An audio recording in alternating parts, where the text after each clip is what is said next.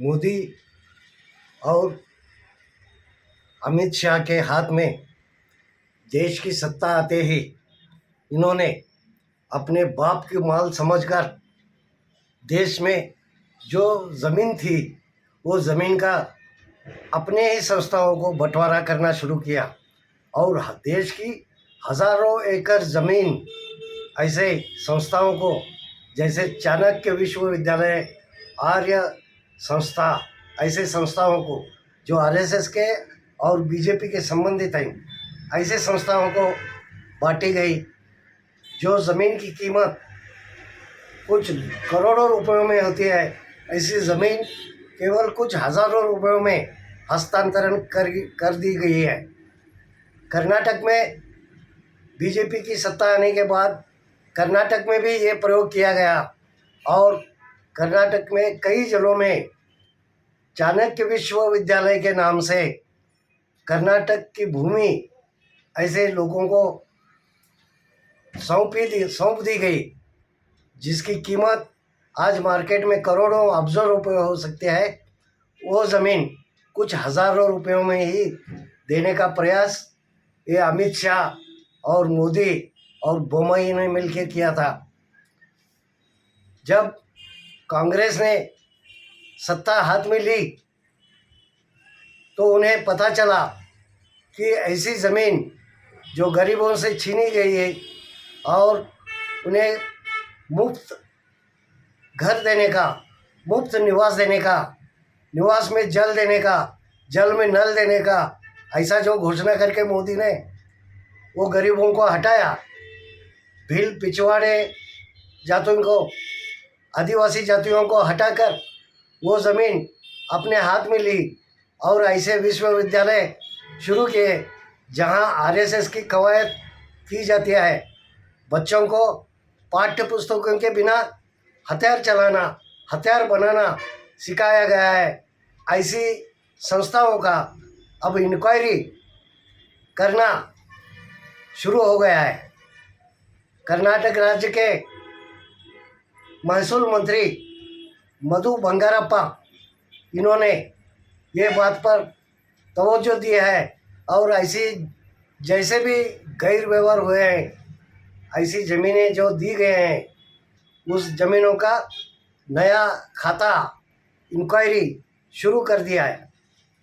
पिछले 6 महीनों में बोम्मई सरकार जाने वाली है। इसका पता लगने के साथ ही बोम्मई सरकार ने फटाफट कई जगह अपनी ज़मीनें, कर्नाटक राज्य की ज़मीनें ऐसे संस्थाओं को दे दी और आज उस पर ये लोग मालिकाना हक जमा कर बैठे हुए हैं। लेकिन मधु बंगारप्पा ने ऐसे सर्व व्यवहार बंद करने की ऑर्डर दी है और जैसे थे वो पोजीशन में रखा जाए ऐसी प्रॉपर्टी, और राज्य की प्रॉपर्टी इसकी पूरी छानबीन के बगैर किसी संस्था को नहीं देने का आदेश अधिकारियों को दिया है। करना दिखाए हुए अपने कई जिलों में उसका ब्यौरा अभी हाथ में लगा है। उसमें यलहंका जो बेंगलोर के नज़दीक है, बेंगलोर सिटी के बिल्कुल करीब लगकर रचने वाली ये ज़मीन, इसमें से 9 एकड़ ज़मीन ऐसी संस्था को दिया गया है। उसी तरह तावरकेरी में, तुमकुर जिले की तावरकेरी है, इसमें 25 एकड़ ज़मीन, होसपेट में 5 एकड़ ज़मीन, बल्लारी में 9 एकड़ ज़मीन, देवनहल्ली में 30 गुंठे ज़मीन, शिमोगा में कई एकड़ ज़मीन, मुधोल में बीजेपी का कार्यालय बनाने 1 एकड़ ज़मीन दी गई है, बायपनहल्ली में 8 एकड़ ज़मीन दी गई है और चंदनहल्ली में 400 एकड़ ज़मीन चाणक्य विश्वविद्यालय को दी गई है। इसी तरह हसरूपेटे, इस जिले में भी, इस गांव में भी 9 एकड़ 32 गुंठे ज़मीन चाणक्य यूनिवर्सिटी जैसे और आरएसएस के कई जो संस्था हैं, राम सेना, बजरंग दल या ऐसे कई और ऐसे संस्थाओं को ऐसी ज़मीनें सौंपी गई है। हालांकि ये सब ज़मीनें कर्नाटक के आदिवासी लोग और भिल्ल समाजों की, वाल्मीकि समाजों की ये इनकी ज़मीनें हैं। भारत स्वतंत्र होने के पहले से ही इन लोगों का यहाँ पर वास्तव्य है।